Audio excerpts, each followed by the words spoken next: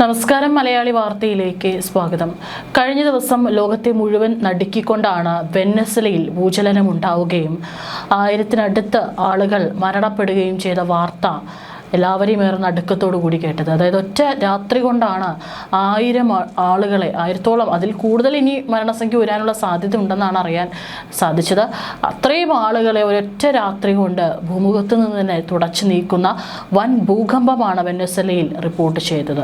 ഇപ്പോഴും ഭൂകമ്പ ഭീഷണിയിലാണ്. ഇനിയും പല മേഖലകളിലും ഭൂചലനം ഉണ്ടാകാനുള്ള സാധ്യതയുണ്ടെന്നും അവിടെയുള്ള ജനങ്ങൾക്ക് മുന്നറിയിപ്പ് നൽകിയിട്ടുണ്ട്.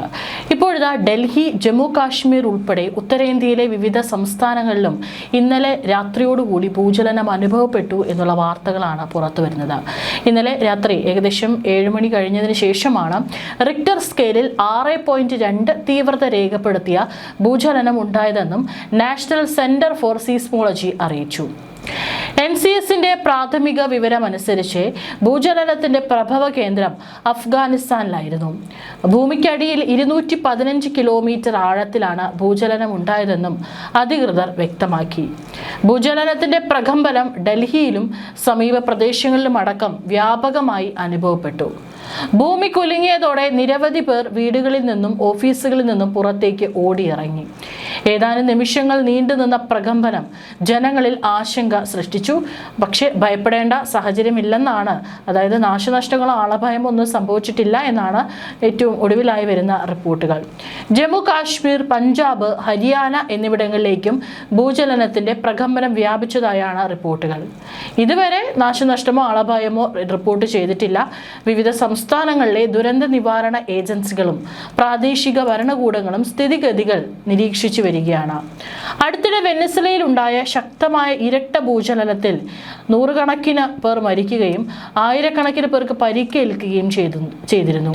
അതിനു ദിവസങ്ങൾക്കുള്ളിൽ തന്നെയാണ് ഉത്തരേന്ത്യയിൽ അനുഭവപ്പെട്ട ഈ ഭൂചലനം ജനങ്ങളിൽ ആശങ്ക വർദ്ധിപ്പിച്ചിരിക്കുന്നത്. അതേസമയം ഉത്തരേന്ത്യയിലുണ്ടായ ഭൂചലനവും വെനസ്വേലയിലെ ഭൂചലനവും തമ്മിൽ ശാസ്ത്രീയ ബന്ധമുണ്ട് എന്നതിന് നിലവിൽ തെളിവുകളില്ലെന്നാണ് വിദഗ്ധർ ചൂണ്ടിക്കാട്ടുന്നത്. ഭൂചലനവുമായി ബന്ധപ്പെട്ട കൂടുതൽ വിവരങ്ങൾ ലഭ്യമാകുന്നതിനനുസരിച്ച് അധികൃതർ പുതുക്കിയ വിവരങ്ങൾ പുറത്തുവിടും. വെനസ്വേലയെ നടുക്കിയ അതിശക്തമായ ഇരട്ട ഭൂചലനത്തിൽ മരണസംഖ്യ 1430 കടന്നു. ബുധനാഴ്ച റിക്ടർ സ്കെയിലിൽ 7.2-ഉം 7.5-ഉം തീവ്രത രേഖപ്പെടുത്തിയ ഭൂചലനങ്ങളിലാണ് 1,00,000-ലധികം ആളുകളെയാണ് കാണാതായിരിക്കുന്നത്. അത് ഇനിയും കൂടാനുള്ള സാധ്യതയാണ്. കെട്ടിടാവശിഷ്ടങ്ങൾക്കിടയിൽ കുടുങ്ങിക്കിടക്കുന്നവർക്കായുള്ള തെരച്ചിൽ നിർണായകമായ 72 മണിക്കൂർ പിന്നിടുമ്പോൾ ഇനി ആരെങ്കിലും ജീവനോടെ പുറത്തെടുക്കാനാകുമെന്ന പ്രതീക്ഷ മങ്ങുകയാണ്. ലാ ഗെയ്റ തീരപ്രദേശത്തെയും തലസ്ഥാനമായ കാരക്കാസിനെയുമാണ് ദുരന്തം ഏറ്റവും രൂക്ഷമായി ബാധിച്ചത്. സർക്കാർ രക്ഷാസേനയുടെ അപര്യാപ്തത മൂലം പ്രദേശവാസികൾ സ്വന്തം കൈകൾ ഉപയോഗിച്ചാണ് പലയിടത്തും കോൺക്രീറ്റ് പാളികൾക്കും അവശിഷ്ടങ്ങൾക്കുമിടയിൽ തിരച്ചിൽ നടത്തുന്നത്. ജീവനോടെ ഒരാളെങ്കിലും ഭൂമിക്കടിയിൽ ഉണ്ടാകുമോ എന്നുള്ള പ്രതീക്ഷയോട് കൂടിയിട്ടാണ് രാവും പകലുമില്ലാതെ അവിടെയുള്ള ജനങ്ങളും രക്ഷാപ്രവർത്തകരും തിരച്ചിൽ നടത്തുന്നത്. ഗതാഗത കുരുക്കും തകർന്ന റോഡുകളും രക്ഷാപ്രവർത്തനത്തെ ബാധിച്ചതോടെ ദുരന്തബാധിത മേഖലയിലേക്കുള്ള പ്രവേശനം അധികൃതർ കർശനമായി നിയന്ത്രിച്ചിട്ടുണ്ട്. ഇതുവരെ 3300-ലധികം ആളുകൾക്ക് പരിക്കേറ്റതായും 243 പേരെ രക്ഷപ്പെടുത്തിയതുമായാണ് ഔദ്യോഗിക കണക്കുകൾ. അവശിഷ്ടങ്ങൾക്കിടയിൽ കുടുങ്ങിയ ഓരോ ജീവനും തിരികെ ലഭിക്കുന്നത് ഒരു അത്ഭുതമാണെന്ന് Venezuelan national assembly president Jorge Rodriguez പറഞ്ഞു. രക്ഷാപ്രവർത്തനങ്ങൾക്കായി വിദേശ രാജ്യങ്ങളിൽ നിന്നുള്ള 1600 വിദഗ്ധർ വെനസ്വേലയിൽ എത്തിയിട്ടുണ്ട്. ദുരന്തബാധിത പ്രദേശങ്ങളിൽ സൈന്യത്തെ വിന്യസിച്ചതായും ഭക്ഷണവും വെള്ളവും എത്തിച്ചു നൽകുന്നുണ്ടെന്നും ആക്ടിംഗ് പ്രസിഡന്റ് ഡെൽസി റോഡ്രിഗസ് അറിയിച്ചു. കൂടുതൽ ദുരിതാശ്വാസ സാമഗ്രികൾ എത്തിക്കുന്നതിനായി സൈമൺ ബൊളീവർ അന്താരാഷ്ട്ര വിമാനത്താവളത്തിലെ തകർന്ന റൺവേ അറ്റകുറ്റപ്പണികൾ പൂർത്തിയാക്കി തുറന്നിട്ടുണ്ട്. വാർത്താവിനിമയ ബന്ധങ്ങളും ഇന്റർനെറ്റും താറുമാറായത് പ്രതിസന്ധി ഇരട്ടിയാക്കിയിട്ടുണ്ട്. തങ്ങളുടെ പ്രിയപ്പെട്ടവരെ കുറിച്ച് യാതൊരു വിവരവുമില്ലാതെ ആയിരക്കണക്കിന് കുടുംബങ്ങളാണ് ഭീതിയോടെ കഴിയുന്നത്. ഇന്റർനാഷണൽ ഓർഗനൈസേഷൻ ഫോർ മൈഗ്രേഷന്റെ റിപ്പോർട്ട് പ്രകാരം രാജ്യത്തെ 6.7 ദശലക്ഷത്തോളം ആളുകളെയാണ് ഭൂചലനം ബാധിച്ചിരിക്കുന്നത്.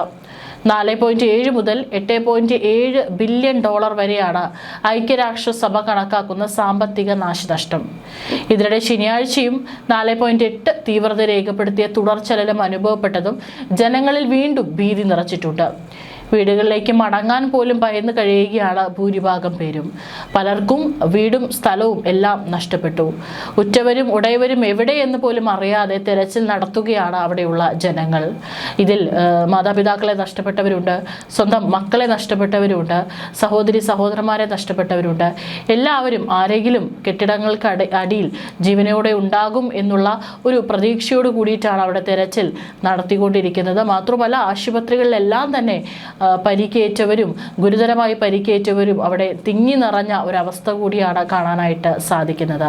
ഇതിനോടകം തന്നെ പല രാജ്യങ്ങളും സഹായവുമായിട്ട് വെനസ്വലയ്ക്ക് സഹായവുമായിട്ട് വന്നിട്ടുണ്ട്. പലരും പല മെഡിക്കൽ സംവിധാനങ്ങളും അതുപോലെ തന്നെ തിരച്ചിൽ നടത്തുന്നതിനായിട്ടുള്ള വിദഗ്ധരെയും സൈനികരെയൊക്കെ തന്നെ വെനസ്വലയിലേക്ക് അയച്ചിട്ടുണ്ട്. നിലവിൽ പല രാഷ്ട്രീയ പ്രതിസന്ധികളാണ് വെനസ്വലയിൽ നിലനിൽക്കുന്നത് എന്ന് നമുക്കറിയാം.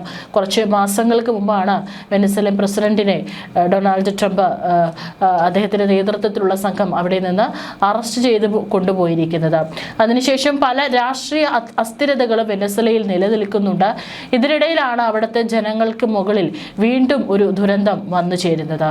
തീർച്ചയായിട്ടും ഇവരും ഇതിൽ നിന്ന് കരകയറും എന്ന് തന്നെ പ്രതീക്ഷിക്കാം. ഒരുപക്ഷെ അതിന് ഒരുപാട് സമയമെടുക്കും. വലിയ വലിയ കെട്ടിടങ്ങളാണ് നിമിഷ നേരം കൊണ്ട് തന്നെ നിലം പൊത്തിയത്.